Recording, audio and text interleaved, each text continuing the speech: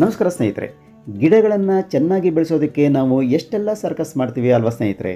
ಬೇರೆ ಬೇರೆ ರೀತಿಯ ಗೊಬ್ಬರಗಳನ್ನು ತಂದು ಹಾಕ್ತೀವಿ, ರೆಗ್ಯುಲರ್ ಆಗಿ ನೀರನ್ನು ಹಾಕ್ತೀವಿ, ಕೀಟನಾಶಕಗಳನ್ನು ಸ್ಪ್ರೇ ಮಾಡ್ತೀವಿ, ಕೆಮಿಕಲ್ ಫರ್ಟಿಲೈಸರ್ಸ್ಗಳನ್ನು ಪೆಸ್ಟಿಸೈಡ್ಸ್ಗಳನ್ನು ಯೂಸ್ ಮಾಡಿದರೆ ತೊಂದರೆ ಆಗುತ್ತೆ ಅಂತ ಆರ್ಗ್ಯಾನಿಕ್ ಫರ್ಟಿಲೈಸರ್ಸ್ಗಳನ್ನು ಪೆಸ್ಟಿಸೈಡ್ಸ್ಗಳನ್ನು ನಾವೇ ತಯಾರು ಮಾಡಿ ಉಪಯೋಗಿಸ್ತೀವಿ. ಏನೇ ಆದರೂ ನಮ್ಮೆಲ್ಲರ ಉದ್ದೇಶ ಒಂದೇ, ಅದು ಗಿಡಗಳು ಚೆನ್ನಾಗಿ ಬೆಳಿಬೇಕು, ಸಾಕಷ್ಟು ಹೂಗಳನ್ನು ತರಕಾರಿಗಳನ್ನು ಬಿಡಬೇಕು ಅನ್ನೋದು. ಇವತ್ತಿನ ವಿಡಿಯೋದಲ್ಲಿ ಇಂಥದ್ದೇ ಒಂದು ಪ್ಲಾಂಟ್ ಬೂಸ್ಟರ್ ಬಗ್ಗೆ ನಿಮಗೆ ತಿಳಿಸ್ಕೊಡ್ತಾ ಇದ್ದೀನಿ. ಇದರ ಉಪಯೋಗಗಳು ಏನೇನು ಅನ್ನೋದನ್ನು ನಿಮಗೆ ತಿಳಿಸಿದರೆ ಇದು ನಿಜಕ್ಕೂ ಅದ್ಭುತ ಅಂತ ನಿಮಗೆ ಗೊತ್ತಾಗುತ್ತೆ. ಇದನ್ನು ತಯಾರು ಮಾಡೋದು ಹೇಗೆ ಅನ್ನೋದನ್ನು ಕೂಡ ನಿಮಗೆ ತೋರಿಸ್ಕೊಡ್ತೀನಿ.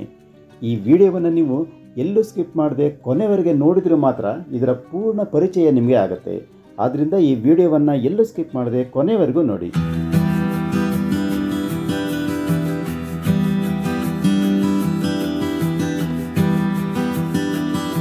ಸ್ನೇಹಿತರೆ, ಇವತ್ತು ನಾನು ನಿಮಗೆ ತಿಳಿಸಿಕೊಡ್ತಾ ಇರೋದು ಬಯೋ ಎನ್ಸೈಮ್ ಫರ್ಟಿಲೈಸರ್ ಬಗ್ಗೆ.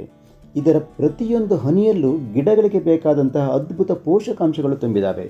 ಈ ಬಯೋ ಎನ್ಸೈಮ್ ಅಂದರೆ ಏನು, ಇದರಲ್ಲಿ ಏನಿರುತ್ತೆ, ಇದರಿಂದ ಗಿಡಗಳಿಗೆ ಸಿಗುವಂತಹ ಲಾಭಗಳೇನು, ಇದನ್ನು ಹೇಗೆ ಉಪಯೋಗಿಸ್ಬೇಕು, ಆಮೇಲೆ ಇದನ್ನು ನಾವು ಹೇಗೆ ತಯಾರು ಮಾಡಿಕೊಳ್ಳೋದು, ಇದು ಎಲ್ಲಿ ಸಿಗುತ್ತೆ, ಈ ಎಲ್ಲ ವಿಷಯಗಳನ್ನ ನಾನು ನಿಮಗೆ ಇವತ್ತು ತಿಳಿಸ್ಕೊಡ್ತಾ ಇದ್ದೀನಿ. ಇದು ನಿಮಗೆ ತುಂಬಾ ಉಪಯೋಗಕ್ಕೆ ಬರುತ್ತೆ. ಆದ್ದರಿಂದ ಎಲ್ಲೂ ಸ್ಕಿಪ್ ಮಾಡದೆ ಈ ವಿಡಿಯೋವನ್ನು ಪೂರ್ತಿಯಾಗಿ ನೋಡಿ. ಅಂದರೆ ಮಾತ್ರ ಈ ಬಯೋ ಎನ್ಸೈಮ್ ಬಗ್ಗೆ ನಿಮಗೆ ಸರಿಯಾದ ಮಾಹಿತಿ ಸಿಗುತ್ತೆ. ಅಷ್ಟೇ ಅಲ್ಲ, ಈ ನಿಮ್ಮ ಚಾನಲ್ಗೆ ಸಬ್ಸ್ಕ್ರೈಬ್ ಆಗೋದನ್ನು ಕೂಡ ನೀವು ಮರಿಬೇಡಿ ಸ್ನೇಹಿತರೆ. ಈ ಬಯೋ ಎನ್ಸೈಮ್ ಅಂದರೆ ಎಕೋ ಫ್ರೆಂಡ್ಲಿ ಸಾಯಿಲ್ ಸಪ್ಲಿಮೆಂಟ್, ಅಂದರೆ ಪರಿಸರ ಸ್ನೇಹಿ ಹಾಗೂ ಮಣ್ಣಿಗೆ ಪೂರಕವಾದ ಗೊಬ್ಬರ ಅಂತ. ಇದನ್ನು ಉಪಯೋಗಿಸೋದ್ರಿಂದ ಮಣ್ಣಿನ ಕ್ವಾಲಿಟಿ ಇಂಪ್ರೂವ್ ಆಗುತ್ತೆ ಹಾಗೂ ಗಿಡಗಳ ಆರೋಗ್ಯ ಕೂಡ ವೃದ್ಧಿ ಆಗುತ್ತೆ. ಆದ್ದರಿಂದ ಆರೋಗ್ಯಪೂರ್ಣ ಗಿಡಗಳನ್ನು ನಾವು ಬೆಳೆಸ್ಕೊಳ್ಬಹುದು. ಇನ್ನೊಂದು ರೀತಿಯಲ್ಲಿ ಹೇಳೋದಾದರೆ ಈ ಬಯೋ ಎನ್ಸೈಮ್ ಅಂದರೆ ಇದು ಒಂದು ಸಾವಯವ ಗೊಬ್ಬರ, ಅಂದರೆ ಆರ್ಗ್ಯಾನಿಕ್ ಲಿಕ್ವಿಡ್ ಫರ್ಟಿಲೈಸರ್. ಇದನ್ನು ವೆಜಿಟೇಬಲ್ ವೇಸ್ಟ್, ಹಣ್ಣುಗಳ ಸಿಪ್ಪೆ, ಬೆಲ್ಲ ಹಾಗೂ ನೀರನ್ನು ಸೇರಿಸಿ ಫೆರ್ಮೆಂಟ್ ಮಾಡಿ, ಅಂದರೆ ಹುದುಗು ಬರುವಂತೆ ಮಾಡಿ ತಯಾರಿಸಲಾಗುತ್ತೆ. ಇದರಲ್ಲಿ ಪ್ರಮುಖವಾಗಿ ಗಿಡಗಳಿಗೆ ಬೇಕಾದಂತಹ ಬ್ಯಾಕ್ಟೀರಿಯಾ ಇರೋದರಿಂದ ಗಿಡಗಳಿಗೆ ಹೆಚ್ಚು ಪ್ರಯೋಜನಕಾರಿ.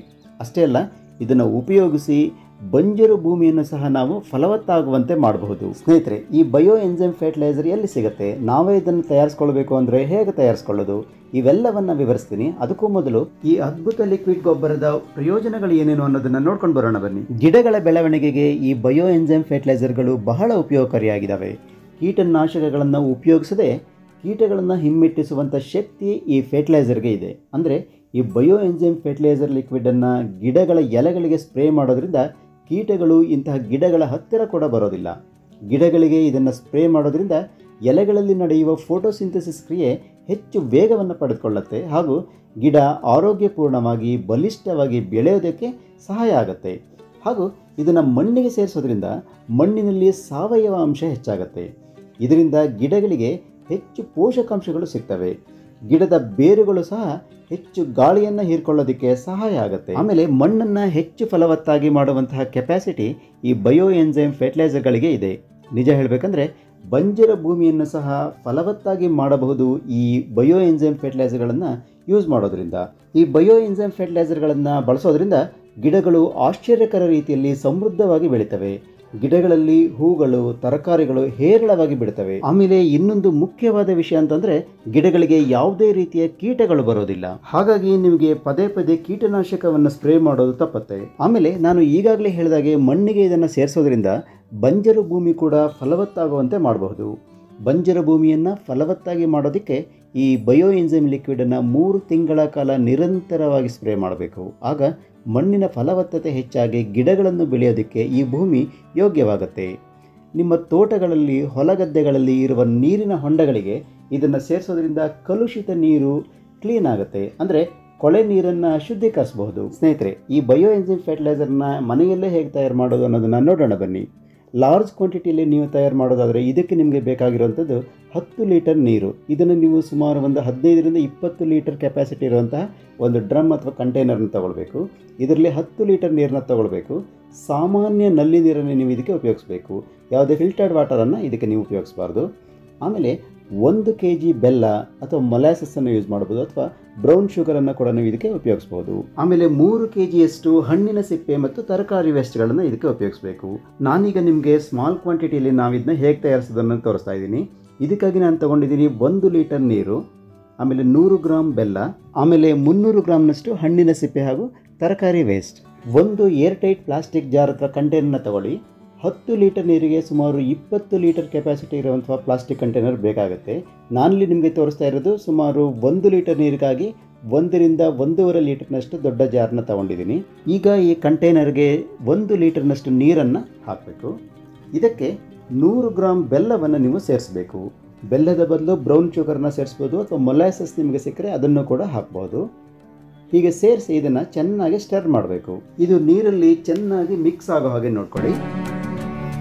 ಇದು ಚೆನ್ನಾಗಿ ಮಿಕ್ಸ್ ಆದಮೇಲೆ ಇದಕ್ಕೆ ಹಣ್ಣುಗಳ ಸಿಪ್ಪೆ ಮತ್ತು ತರಕಾರಿ ವೇಸ್ಟ್ ಇವುಗಳನ್ನು ಸೇರಿಸಬೇಕು. ನೀವು ಯಾವುದೇ ರೀತಿಯ ಹಣ್ಣಿನ ಸಿಪ್ಪೆಯನ್ನು ಯೂಸ್ ಮಾಡ್ಬೋದು. Orange, lemon, papaya, apple, water melon ಹೀಗೆ. ಜೊತೆಗೆ ಯಾವುದೇ ರೀತಿಯ ತರಕಾರಿ ವೇಸ್ಟನ್ನು ಅಂದರೆ ತರಕಾರಿ ಸಿಪ್ಪೆಗಳನ್ನು ಕೂಡ ನೀವು ಇದಕ್ಕೆ ಉಪಯೋಗಿಸ್ಬೋದು. ಒಂದು ವೇಳೆ ನೀವು ದೊಡ್ಡ ಪ್ರಮಾಣದಲ್ಲಿ ಇದನ್ನ ತಯಾರು ಮಾಡ್ತಾ ಇದ್ದರೆ ಇಷ್ಟೊಂದು ಸಿಪ್ಪೆಗಳು ಒಮ್ಮೆಲೆ ಸಿಗೋದು ಕಷ್ಟ. ಆದ್ದರಿಂದ ಏನು ಮಾಡಿ ಅಂತಂದರೆ ಮಾರ್ಕೆಟಿಗೆ ಹೋದರೆ ಅಲ್ಲಿ ವೇಸ್ಟ್ ತರಕಾರಿಗಳು, ಹಣ್ಣುಗಳು ನಿಮಗೆ ಸಿಗುತ್ತೆ. ಅವನ್ನೇ ತಂದು ನೀವು ಉಪಯೋಗಿಸ್ಬಹುದು. ಈಗ ಇದನ್ನು ನೀರಿಗೆ ಸೇರಿಸಿ ಚೆನ್ನಾಗಿ ಮಿಕ್ಸ್ ಮಾಡಿ. ನೀವಿಲ್ಲಿ ಇನ್ನೊಂದು ಅಂಶವನ್ನು ಗಮನಿಸಬೇಕು. ಈ ನೀರನ್ನು ನೀವು ಎಲ್ಲರಿಗೆ ಹಾಕಿರ್ತಿರಲ್ಲ, ಅದ್ರ ಮೇಲ್ಗಡೆ ನೀವು ಲಿಡ್ ಹಾಕಿದಾಗ ಸ್ವಲ್ಪ ಗ್ಯಾಪ್ ಇರಬೇಕು. ಯಾಕಂತಂದರೆ ಇದರಿಂದ ಗ್ಯಾಸ್ ರಿಲೀಸ್ ಆಗುತ್ತೆ, ಅದಕ್ಕೆ ನಿಮಗೆ ಸ್ಪೇಸ್ ಬೇಕಾಗುತ್ತೆ. ಈ ಲಿಡ್ಡನ್ನು ನೀವು ಟೈಟಾಗಿ ಕ್ಲೋಸ್ ಮಾಡಿ ಇಡಬೇಕು. ಇದು 3 ತಿಂಗಳ ಕಾಲ ಹಾಗೆ ಇರುತ್ತೆ. ಪ್ರತಿ 2 ದಿನಗಳಿಗೆ ಒಮ್ಮೆ ಈ ಲಿಡ್ಡನ್ನು ಓಪನ್ ಮಾಡಿ ಇದನ್ನು ಸ್ಟರ್ ಮಾಡಬೇಕು. ಇದರಿಂದ ಫರ್ಮೆಂಟೇಷನ್ ಆದಾಗ ಉಂಟಾಗುವಂಥ ಗ್ಯಾಸ್ ಹೊರಕ್ಕೆ ಹೋಗುತ್ತೆ. 1 ತಿಂಗಳ ಕಾಲ ನೀವು ಈ ರೀತಿ ಇದನ್ನು ಮಾಡಬೇಕು. ನಂತರ ಮುಂದಿನ 2 ತಿಂಗಳಲ್ಲಿ 2 ವಾರಕ್ಕೊಮ್ಮೆ ಈ ಮುಚ್ಚಳವನ್ನು ತೆಗೆದು ಸ್ಟರ್ ಮಾಡಿದರೆ ಸಾಕು. 3 ತಿಂಗಳಾದ ಮೇಲೆ ನಿಮ್ಮ ಬಯೋ ಎನ್ಸೈಮ್ ಫರ್ಟಿಲೈಸರ್ ರೆಡಿ ಆಗುತ್ತೆ. ಈಗ ಇದರ ಲಿಡ್ಡನ್ನು ತೆರೆದು ಇದರಲ್ಲಿ ಉಳಿದ ಸಿಪ್ಪೆಯ ತುಂಡುಗಳನ್ನು ತೆಗಿಬೇಕು. ಈ ಸೊಲ್ಯೂಷನ್ನ ಒಂದು ಬಾಟ್ಲಿಗೆ ಫಿಲ್ಟರ್ ಮಾಡ್ಕೊಳ್ಳಿ. ಇದನ್ನು ಸಣ್ಣ ಸಣ್ಣ ಬಾಟಲ್ಗಳಲ್ಲಿ ಶೇಖರಿಸಿ ಇಟ್ಕೊಳ್ಬೋದು. ಇಲ್ಲಿ ನಾನು ನಿಮಗೆ 3 ತಿಂಗಳ ನಂತರ ಆಲ್ರೆಡಿ ತಯಾರಾಗಿರುವಂತಹ ಬಯೋ ಎನ್ಸೈಮ್ ಲಿಕ್ವಿಡ್ ಫರ್ಟಿಲೈಸರ್ನ ತೋರಿಸ್ತಾ ಇದ್ದೀನಿ. ಇದು ಕಾನ್ಸಂಟ್ರೇಟೆಡ್ ಫಾರ್ಮ್ನಲ್ಲಿ ಇರುತ್ತೆ. ನೀವು ಇದನ್ನು ಡೈರೆಕ್ಟಾಗಿ ಯೂಸ್ ಮಾಡಲಿಕ್ಕೆ ಬರೋದಿಲ್ಲ. ಹಾಗೇನಾದ್ರು ಯೂಸ್ ಮಾಡಿದರೆ ಗಿಡಗಳು ಬೇಗನೆ ಸತ್ತೋಗ್ತವೆ. ನೀವು ಗಿಡಗಳಿಗೆ ಇದನ್ನು ಅಪ್ಲೈ ಮಾಡುವಾಗ ಡೈಲ್ಯೂಟ್ ಮಾಡಿ ಉಪಯೋಗಿಸಬೇಕು. 1 ಲೀಟರ್ ನೀರಿಗೆ 5 ml ಈ ಬಯೋ ಎನ್ಸೈಮ್ ಲಿಕ್ವಿಡನ್ನು ಸೇರಿಸಿ ಚೆನ್ನಾಗಿ ಮಿಕ್ಸ್ ಮಾಡಿ ಗಿಡಗಳಿಗೆ ಸ್ಪ್ರೇ ಮಾಡಿ ಹಾಗೂ ಮಣ್ಣಿಗೆ ನೀವು ಇದನ್ನ ಸೇರಿಸ್ಬೋದು. ಸ್ನೇಹಿತರೆ, ಇಷ್ಟೆಲ್ಲ ಶ್ರಮವಹಿಸಿ ಸಮಯವನ್ನು ಕೊಟ್ಟು ಈ ಬಯೋ ಎನ್ಸೈಮ್ ಫರ್ಟಿಲೈಸರನ್ನು ತಯಾರಿಸೋದು ನಿಮಗೆ ಸ್ವಲ್ಪ ಕಷ್ಟ ಅಂತ ಅನಿಸ್ಬೋದು, ಅಥವಾ ನಮಗೆ ಇದಕ್ಕೆಲ್ಲ ಟೈಮ್ ಇಲ್ಲ ಅಂತ ಅನಿಸ್ಬೋದು.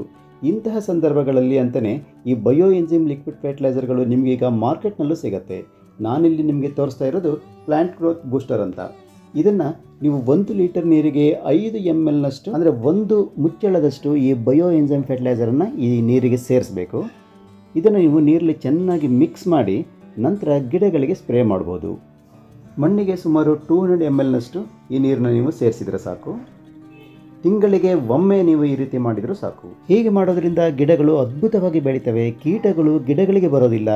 ಇದರಲ್ಲಿ ನಿಮಗೆ ಬಡ್ಡಿಂಗ್ ಆ್ಯಂಡ್ ಫ್ಲವರಿಂಗ್ ಅಂತಲೂ ಸಿಗುತ್ತೆ. ಇದನ್ನು ಯೂಸ್ ಮಾಡೋದ್ರಿಂದ ಗಿಡಗಳಲ್ಲಿ ಅಧಿಕ ಮೊಗ್ಗು ಮತ್ತು ಹೂವುಗಳಾಗ್ತವೆ.